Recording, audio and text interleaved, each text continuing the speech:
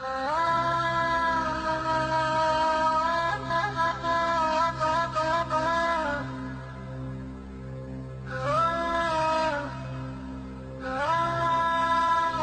النخيل.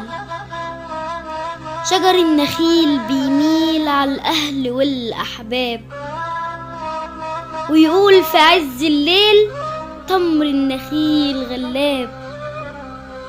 للبطن هو السند وبيسند الأصحاب، والنخلة زي الوتد مزروعة جنب الباب، بتشوف بعين الرضا كل اللي فاتنا وغاب، وتقوله يرجع لنا ويدق تاني الباب.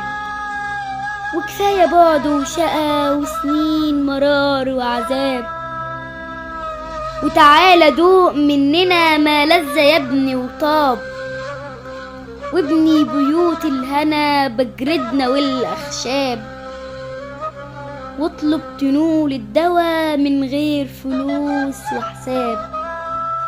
واسأل عليا النبي والعذرة والألباب، من فضل ربي ذكر اسمي في كل كتاب، من فضل ربي ذكر اسمي في كل كتاب.